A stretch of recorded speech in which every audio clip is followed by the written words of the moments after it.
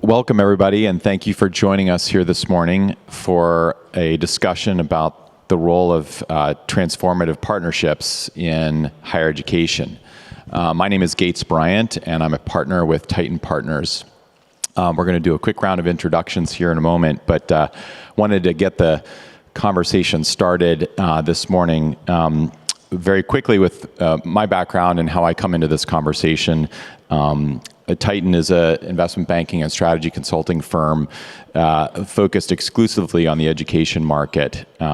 We work with leaders to help them make big decisions around the evolution of the education ecosystem. And this past year, we launched the Center for Higher Education Transformation to help institutions navigate this unique moment in higher education. So I want to set the table a little bit for what is this unique moment, and then allow my co-panelists here to answer a question in the context of their introductory remarks. So partnerships in higher education can mean a lot of different things. I think if you look very broadly and you read the press like all of us do, we would say that partnerships and conversations about them are really reaching an all-time high from a bunch of different perspectives and metrics.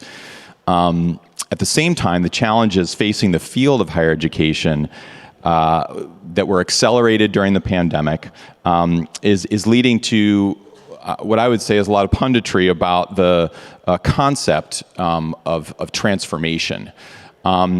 Transformation can happen at a variety of speeds. It can happen incrementally over time.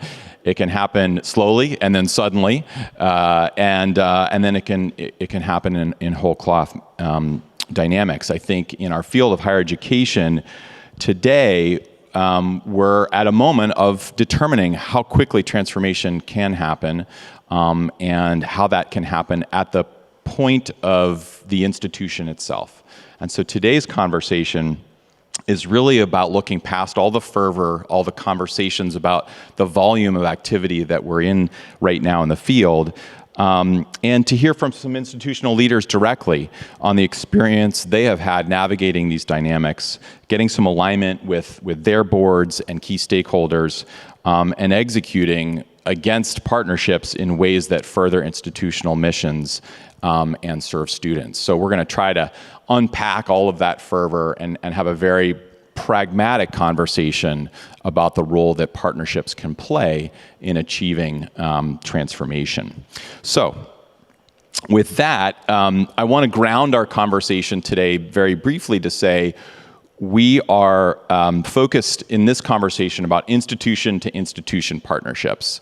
And while public-private partnerships play a really important role, there's been a lot of conversation about that already, and really feel like there's a new conversation happening around the role that institutions can play in working with one another to achieve mutual benefit.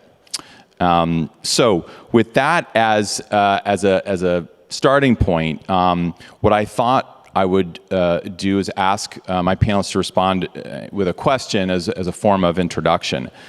Fundamentally, we are at a window of opportunity right now in the field of higher education, and it's a unique one. And from our vantage point, partnerships among institutions have to involve some admission of like, we're in this together, or we're better together. And in that is a bit of an admission that, you know, you have a case for change. You have a gap that you need to solve. And so as we get this panel started, I'd love to have my panelists introduce themselves and answer this question: what is the case for change at your institution or your system, and for the region or learners that you serve? And so we'll start with Greg Fowler.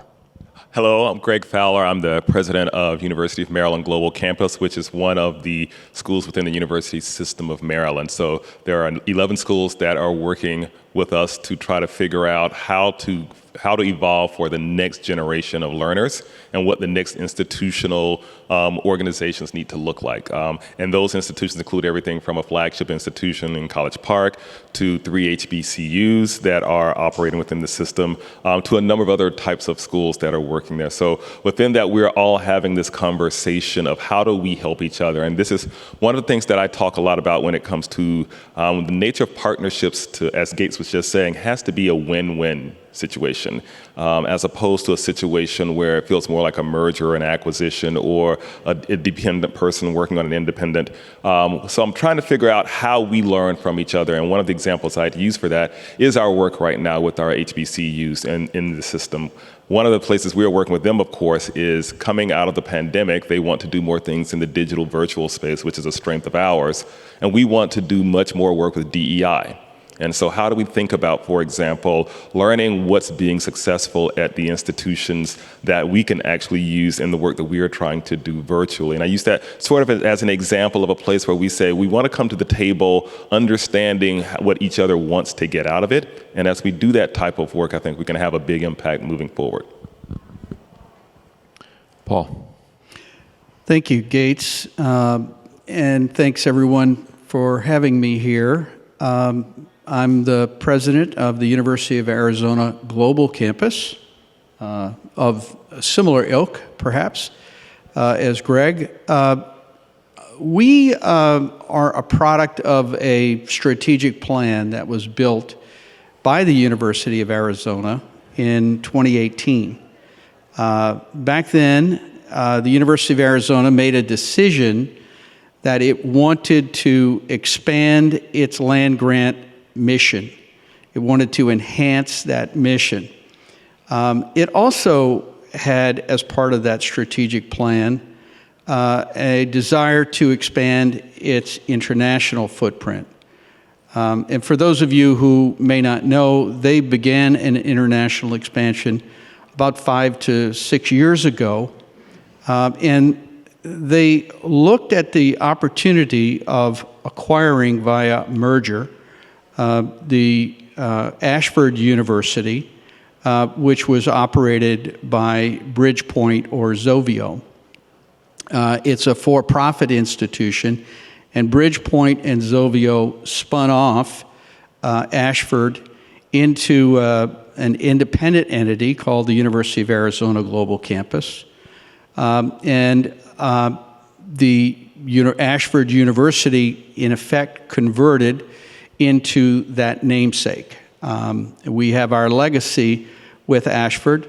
We're independent from the University of Arizona, a little different than Greg's situation, but we operate with an affiliation agreement. That affiliation agreement outlines certain objectives that will serve and support the University of Arizona community, and will serve and support the UAGC community, and there are structures that are contemplated.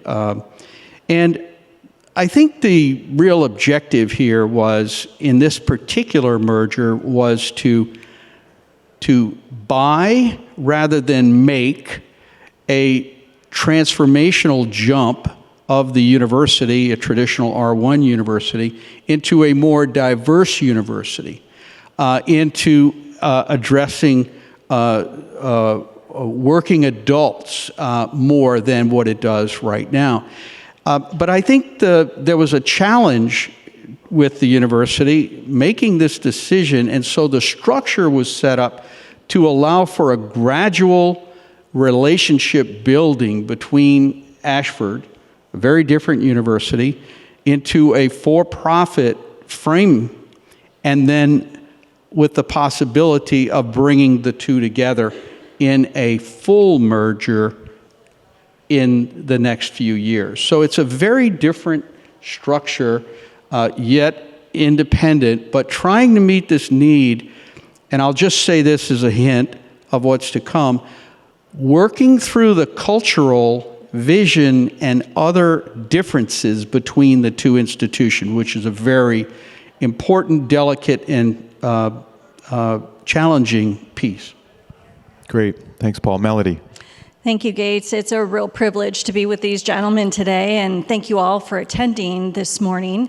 I am the Chancellor of the Nevada System of Higher Education, and I have the privilege of overseeing 4 community colleges, 1 state college, 2 R1 institutions, and a world-class environmental research entity. And so in a sense, we are by definition a super partnership. And I'll answer the question Gates posed regarding our imperative, which I think about every day. The imperative to me is best illustrated by a couple of data points. One is that in the state of Nevada, we capture a very low rate of our high school seniors into our institutions. In fact, we rank 45 out of 50 in the nation. We also currently, and I checked this stat yesterday, have the 2nd highest unemployment rate in the city of Las Vegas of any city of our size in the country. And thirdly, and this is the good news, is that the state of Nevada ranks 7th in the nation for social mobility. So those students that we are capturing, we are transforming. And I think that that transformation is uniquely possible in a system such as ours, where we smooth the pathways between institutions. We're able to roll out co-requisite education for an entire system, 110,000 students at one time this fall. So those are the imperatives, and I would add one further imperative that drives our work at NSHE, and that is that our current student body looks like the future of the United States.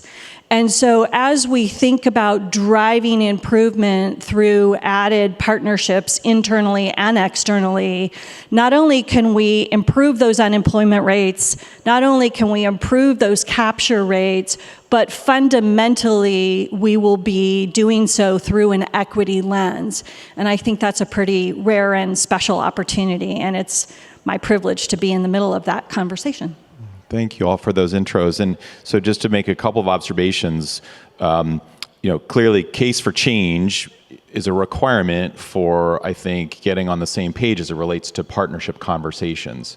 And so I'm hearing in your answers, Greg, at least the example you gave, an orientation toward learning from each other in response to what institutions need to do on DEI and solving racial injustice as your example of case for change. In Paul, I'm hearing international growth, serving working adults more effectively as 2 of the cases for change. And Melody, with you, I'm hearing social mobility and the opportunity to serve the economic development needs and workforce needs in the state of Nevada. So those are all, I think, very valid and viable kind of cases for change as it relates to creating partnerships. Are there others that you all see out there in the field? And what reactions do you have to each other's sort of own mandates around partnership? Sure, and I think the other big one that comes to mind, and what I gave you earlier was an example within the system of Maryland, but across various institutions within the country, there are a number of big initiatives that we feel we are stronger working on together than we would be working apart. And 2 that come to mind right away would be the academic integrity work that we're doing right now with UMGC, SNHU, and WGU, all 3 of which I've had the joy of working at. We're trying to figure out how do we work on this big issue of academic integrity that has become a big deal as we talk about online education and the space that we're trying to talk about moving into. The other one that we spend a lot of time on is this open skills network. The big conversation that a lot of institutions are having is how do you define very clearly the skills that are going to translate to the workforce? And it makes a lot of sense if you're talking about that to try to come across a sort of universal agreement, a common language or currency that says if these institutions can agree on what that skill set should be, then it'll have a lot more impact than if one of those institutions were trying to do it. And we all have strengths and opportunities that we can talk about and bring to the table as a result. Also with SNHU, WGU, and UMGC doing that type of work. So I think that outside of the systems that we work in, there are also a number of national conversations that are going on that we're trying to solve based upon various institutions participating in, again, because there's mutual interest in solving it, and all will benefit from it in some way or another. Do you guys want to add to that? I just very quickly, and thank you for the opportunity. You know, I am a first-generation college student, and the work that I do has always been driven by that fact, right? I've been the beneficiary of tremendous personal and familial transformation because of public institutions that I have attended. And so for me, part of the imperative is to really flip the script on how we have historically made business decisions. And I think that one of the things we're all experiencing in this industry today is an absolute mandate to center the student experience in every one of our business decisions. And in doing so, we will transform more lives and transform our economies regionally and nationally. And so I think that mandate for change, for me, is really driven by a desire to change our primary focus and to make sure that we're elevating student needs and being, frankly, realistic about who our student body actually is. You know, there's a narrative about the traditional college student, and you know, I think we need to get well beyond that narrative to understand our students, what they demand of us at this moment, and center those concerns. Great. So, case for change, check that box, cover that topic. So partnerships can mean a lot of different things. There's a full spectrum. I think, you know, there's certainly the M word, mergers, consolidations, the C word, but in fact, you know, there's really a wide variety of options. So I'm just wondering how each of you think about the ways in which you can join together with other institutions. What are the spectrum of partnership options, and are they all on the table for you in the roles that you're currently serving in? Melody, do you want to start? Sure, thank you. You know, as I said at the outset, we're an Uber partnership as a system by definition.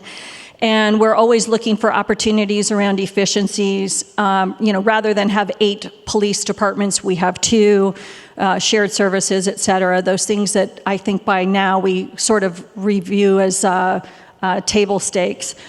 So the question for me running a system is not just where can we gain efficiencies, but how can we elevate innovation at scale? And to me, that's the enormous potential and opportunity of running a public institution system such as ours. And I think about it internally in that regard. How can we bring the most innovative talent from all 8 of our institutions together to escalate the pace of change? But the other piece is then how we appear to outside potential partners. Because I think if we are strength in numbers internally at 110,000 students, 8 institutions, we're positioning ourselves to be an attractive, capable partner to external entities as well, right? We're an attractive partner by virtue of our scale, by virtue of our numbers, and by virtue of our demographics. So I think the internal partnering makes possible the external partnering in a way that I find obviously very exciting. Mm-hmm. Yeah, I think in the case of the merger, I think we need to really reflect. I know that I spend a lot of time reflecting on the culture difference in how we operate as an entity versus how the R1 University of Arizona, which also has its online program, a smaller but very robust and strong program. And, you know, trying to, when you go into something like this, you have to, I think, imagine what is your cultural norm, what is your guidepost, and what is the acquired entity guidepost going to be? I would venture to say that's true regardless of whether it's a merger or you are partnering with another institution. And I've seen that in my other experiences. If you're not culturally aligned or can't bring yourself to that point, you're going to struggle in being able to achieve the strategic objective that you have. But it's more than that too. You know, it's very interesting with the University of Arizona Global Campus. We are geared to working adults. We are moving in an objective to change the equitable balance for these students. We need to find ways to do it cheaper, better, faster for those students so that they can effectively transform themselves. And when you're dealing with an R1 institution, and you're dealing with an institution like ours, which has been a for-profit, you have these very different approaches. And harmonizing them, educating each other is a process. It's not an event.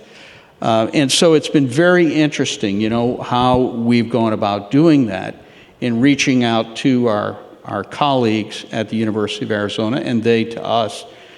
And I think when you think about transformation, you should go into it, whether it's a traditional partnership, a contractual arrangement, or a merger or consolidation. You have to think about how you're going to bring that culture along, how you're going to integrate it, how you're going to achieve the full perspective of what you were trying to in the first place.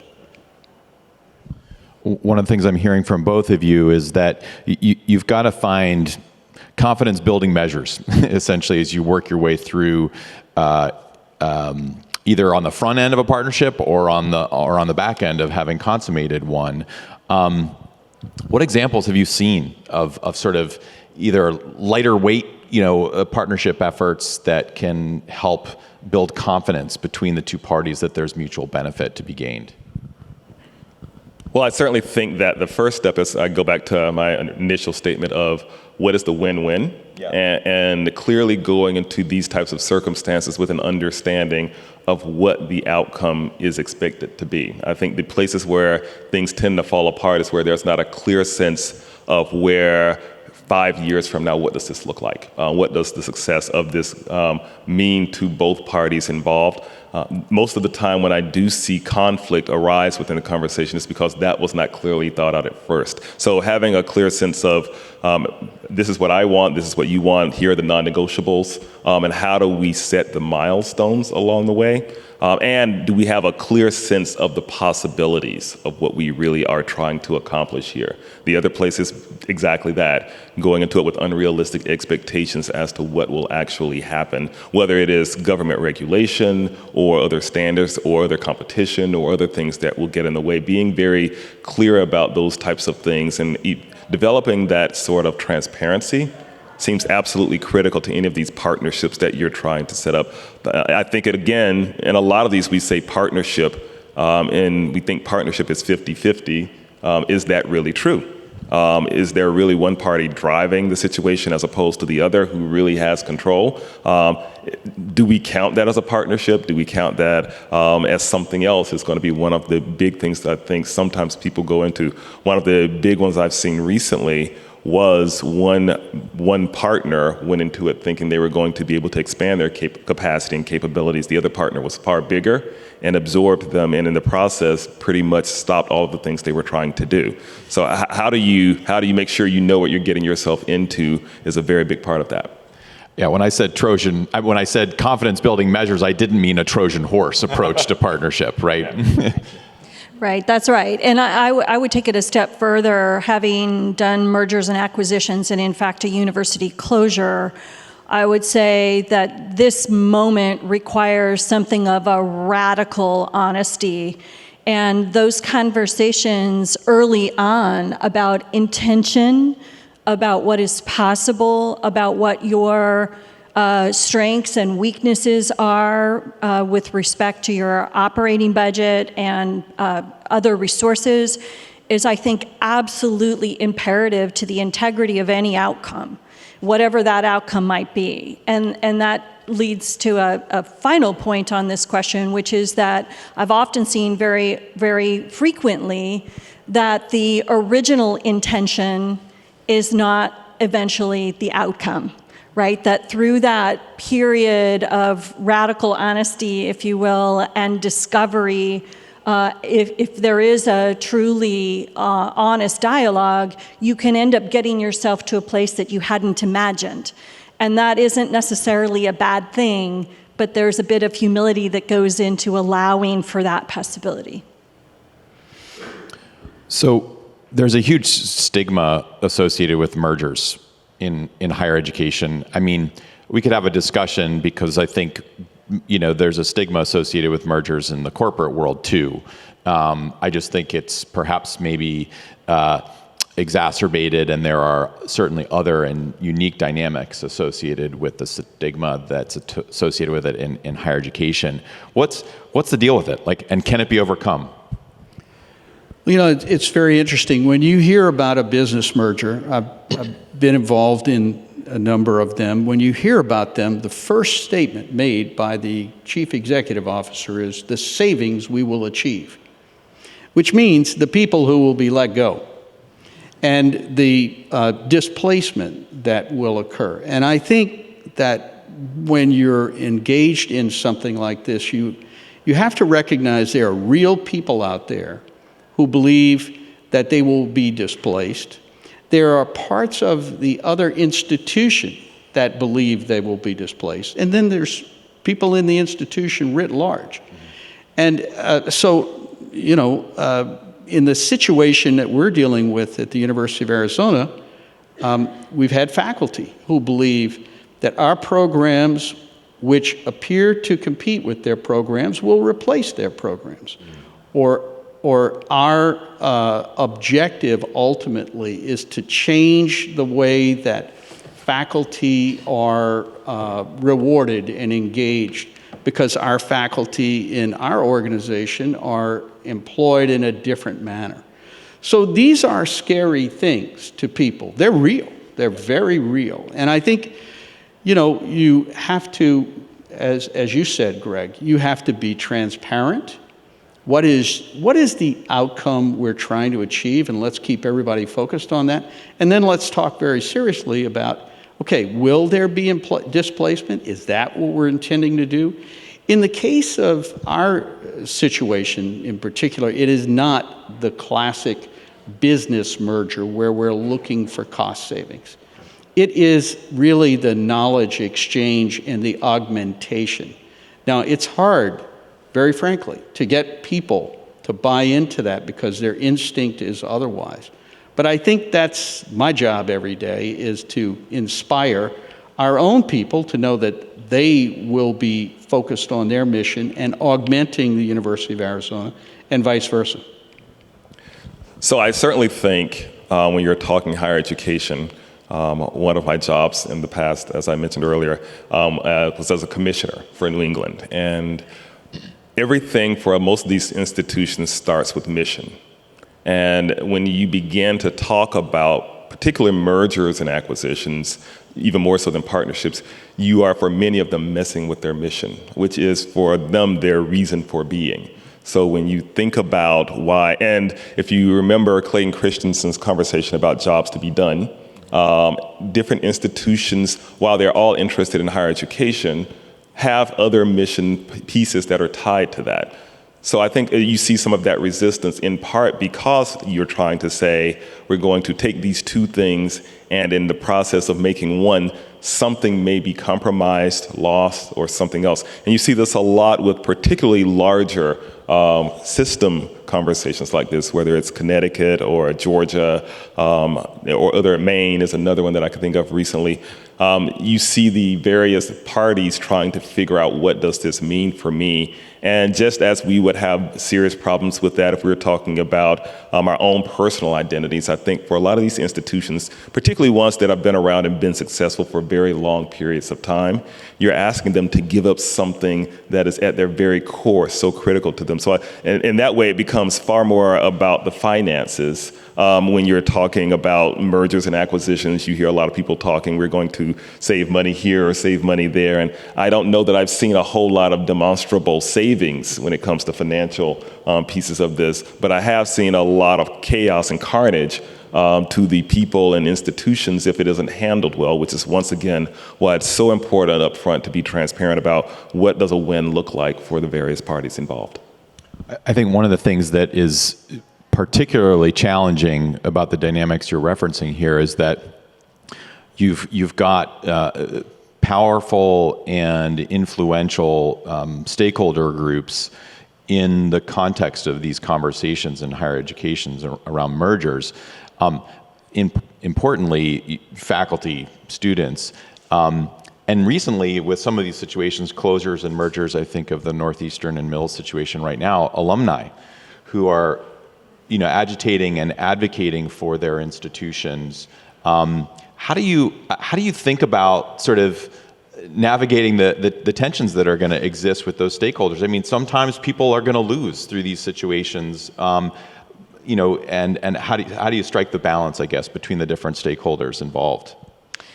Yeah, again, I would go back to the imperative of radical honesty. And I think back to my own experience, which was the hardest thing I've ever done as a professional, of closing a private university that had been around for 125 years.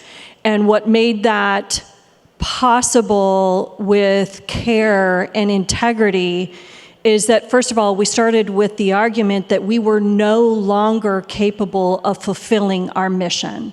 So the mission point has to drive every piece of the conversation. And in fact, it was my strong belief that if we were going to honor the mission and the 125-year legacy of the Sisters of the Holy Names and their mission, we needed to create a transformation that would ultimately allow them to continue that mission, albeit in a very different form. And so I think holding mission fulfillment front and center with alumni, with students, with parents, with staff, faculty, it is the conversation. Because when you're looking at an institution that no longer has a healthcare center, who no longer has co-curricular supports or coffee on campus, and your classes are 3 or 4 students, it becomes very obvious that you have a mission fulfillment problem. So how can we think creatively and imagine ourselves in a different form that would continue to honor that mission and that legacy? And I've had similar conversations with mergers and acquisitions situations as well. And I'm very pleased to say that 3 years after that closure, those nuns are transforming the property that once held the university into affordable housing. So because we held mission front and center and the care of people front and center, their mission and their legacy lives on, only in a different form.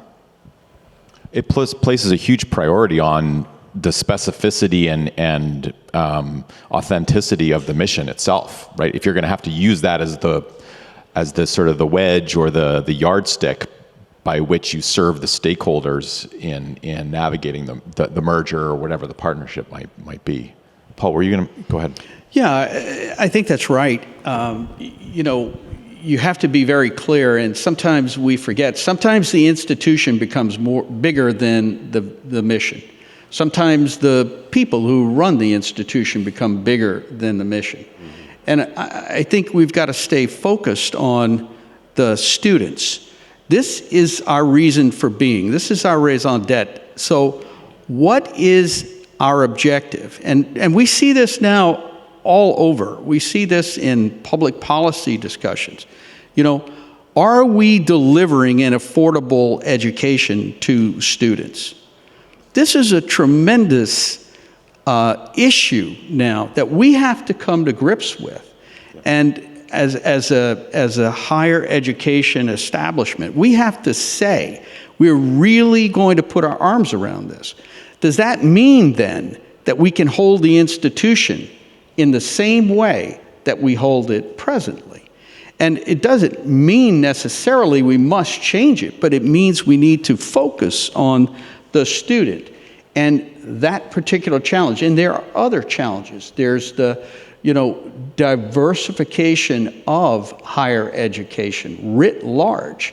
And there is giving greater access, giving greater opportunity in an affordable way so that people can be transformed from places where they live in this world to middle class, to beyond middle class to opportunity, to jobs, all these things.